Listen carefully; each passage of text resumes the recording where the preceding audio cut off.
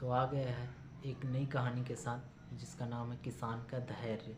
कई बार हम बहुत ही ज़्यादा अपनी लाइफ को लेकर सीरियस हो जाते हैं कि जैसे ही कुछ बुरा होता है हम दुखी हो जाते हैं, और जब वो अच्छा हो जाता है तो हम खुश हो जाते हैं।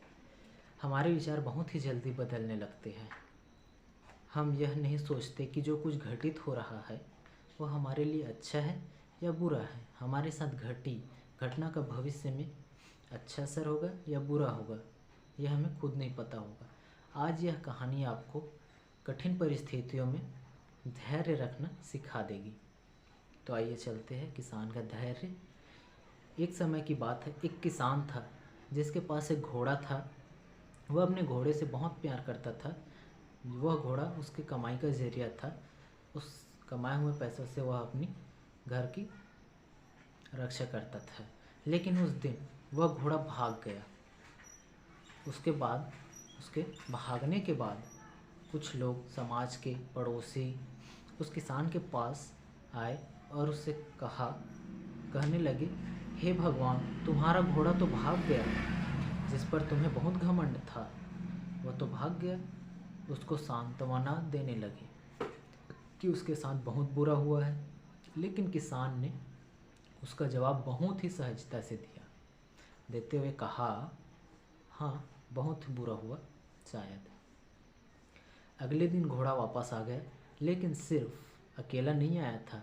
वो अपने साथ 3 घोड़े, जंगली घोड़े वापस लेकर आया था। फिर उसके पड़ोसी उसके पास दौड़ते हुए आए और उस किसान से कहने लगे, आपका घोड़ा आ गया और अपने साथ 3 घोड़े भी लाया है।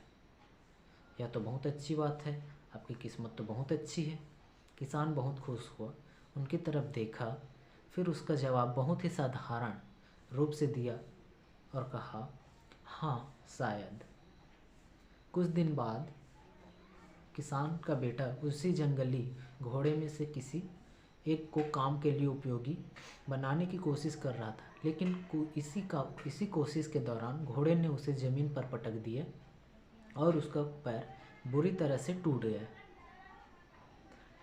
उसके पड़ोसी उससे कहने लगे, उस पागल घोड़े ने देखो तुम्हारे बेटे के साथ क्या किया, उसका पैर तोड़ डाला। यह तो बहुत बुरा हुआ। किसान दुखी हुआ और फिर से उसी तरह जवाब दिया और कहा, हाँ, शायद मेरे बेटे के साथ गलत हुआ। अगले दिन सेना के कुछ जवान उस किसान के घर आते हैं और जो जंग छिड़ने के कारण नए जवानों की भर्ती कर रहे थे, उसमें से एक जवान ने किसान के बेटे को देखा और बोला, इसका तो पैर टूटा हुआ है, इसे सेना में भर्ती नहीं कर सकते। और वे जवान गांव के सभी लड़कों को लेकर अपने साथ चले गए। यह जानकर उसके पड़ोसी और बाकी गांव वाले उसके पास आए और बोलने लगे, तुम्हारे बेटे को तो जवान ने जंग में नहीं लिए, तुम्हारी किस्मत तो बहुत अच्छी है।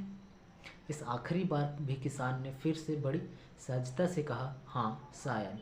कहानी यह सिखाती है कि हमें प्रेरणा मिलती है कि हमारे लिए चीज़ों को नकारात्मक ढंग से सोचने में ज़रा भी समय नहीं लगता। जब भी कुछ हमारे अनुकूल होता है तो हम उसे बुरा ही समझते हैं, लेकिन सच बात तो यह है कि कोई नहीं जानता कि जो हमारे साथ घटा है वह बुरा है या अच्छा है। इस कहानी में भी किसान के भाव में परिवर्तन परिस्थितियों के कारण होता है। बुरी परिस्थिति में वह नकारात्मक हो जाता है और अच्छी परिस्थिति में वह सकारात्मक हो जाता है। इन नकारात्मक और सकारात्मक परिस्थितियों के बीच के समय में धैर्य रखना बहुत ज़रूरी होता है। क्या आप वाकई में यह बता सकते हैं कि हमारे साथ जो घटना होती है वो गलत है या सही है, बिना यह जाने कि भविष्य में उसका क्या प्रभाव पड़ता है हम पर या हमारे जीवन पर? मुझे लगता है आपका जवाब नहीं होगा। कमेंट में बताइएगा। हमारे समाज में, हमारे देश में ऐसे बहुत से महान लोग हैं जो अपने जीवन में असफल हुए, हारे और अनेक बड़े बड़े खेल को हारे हैं और लेकिन अपने धैर्य को नहीं खोए, अपनी बड़ी बड़ी बीमारियों से लड़े हैं और हार नहीं माने। यही आगे चलकर बड़े प्रसिद्ध हुए और सफलता के मुकाम पर पहुँचे और महान बने। हमें हमारे बड़े बुजुर्ग सही कह गए हैं कि जो होता है अच्छे के लिए होता है। यह छोटी सी लाइन हमें बहुत कुछ सिखा जाती है और ये बात हमें कभी नहीं भूलनी चाहिए। हमेशा कोशिश करते रहो, जीवन के पथ पर निरंतर आगे बढ़ते चलो। आपको बस यह करना होगा, ध्यान से सुनिएगा, किसी बात को लेकर ज़्यादा परेशान नहीं होना। आपको अपने आप को शांत रखना होगा, अपने काम से काम रखना होगा, तो आप अपना जीवन बेहतर बना सकते हैं और एक नया जीवन जी सकते हैं। आशा करता हूँ ये कहानी आपको एक अपने जीवन को बदलने के लिए एक प्रेरणादायक हो सकती है। धन्यवाद इसे देखने के लिए। Thank you.